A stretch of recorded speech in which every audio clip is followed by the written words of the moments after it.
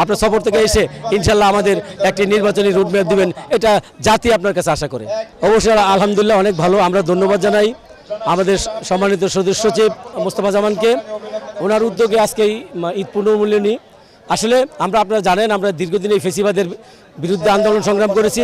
আমরা ইচ্ছা থাকলেও কোনো ঈদ পুনর্মূল্যায়ন বা এই ধরনের কোনো অনুষ্ঠান আমরা করতে পারি না।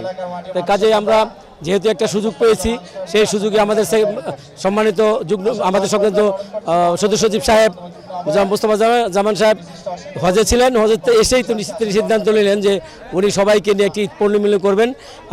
উনি আমাদের কাছে যে সমস্ত সহযোগিতা চেয়েছেন, ইনশাল্লাহ আমরা ওনার সাথে থেকে চেষ্টা করতে যে ইনশাল্লাহ সুন্দরভাবে এই ঈদ পুনর্মূল্যায়নটা যাতে সাকসেস করা যায় এবং সুন্দরভাবে সম্পন্ন হয়।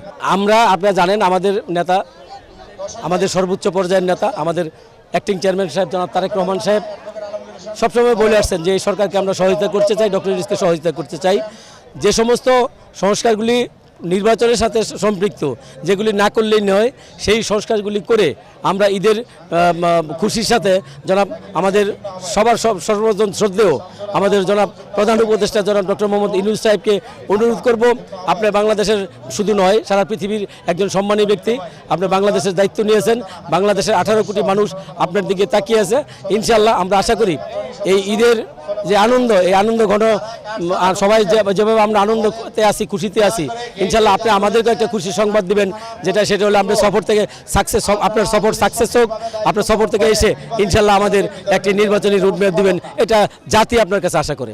নেতাকর্মীদের প্রতি আমার বক্তব্য, আমাদের নেতা জনাব তারেক রহমান ইনশাল্লাহ যে সমস্ত কর্মসূচি পূর্বে দিয়েছিলেন, প্রয়োজনে রাজনৈতিক যে কোনো কর্মসূচি উনি ভবিষ্যতে দিবেন এই দেশের উন্নয়নের জন্য, যে কোনো কর্মসূচি আমাদেরকে দিবেন, এই দেশে একটি সুন্দর নির্বাচনের জন্য আমাদেরকে যে সমস্ত কর্মসূচি উনি দিবেন, বাংলাদেশের আপামর জনসাধারণ ইনশাল্লাহ আমাদের নেতা জনাব তারেক রহমানের সাথে আছে এবং আমরা আছি, ইনশাল্লাহ ভবিষ্যৎ থাকবো।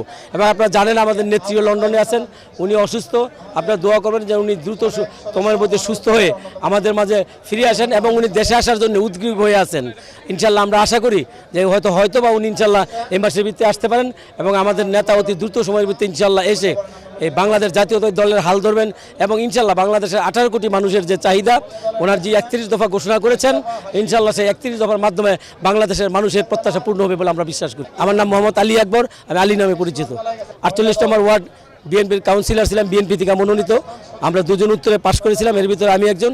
আমার রাজনৈতিক পরিচয় হলো আমি ভাওয়াল কলেজ ছাত্র দলের সদস্য ছিলাম, বৃহত্তর উত্তর থানা যুব দলের সাবেক সভাপতি, ঢাকা মহানগর যুবদলের সাবেক সহসভাপতি, যুবদল কেন্দ্রীয় সংসদের সম্পাদক মণ্ডলীর সদস্য, দক্ষিণ কান্দানা বিএনপির 2 বারের সাধারণ সম্পাদক এবং বর্তমানে ঢাকা মহানগর বিএনপির জনাব আমিনুল ইসলাম এবং যারা মোস্তফা জামানের নেতৃত্বে যে আহ্বায়ক কমিটি হয়েছে, সেই আহ্বায়ক কমিটির সদস্য হিসেবে কাজ করছি।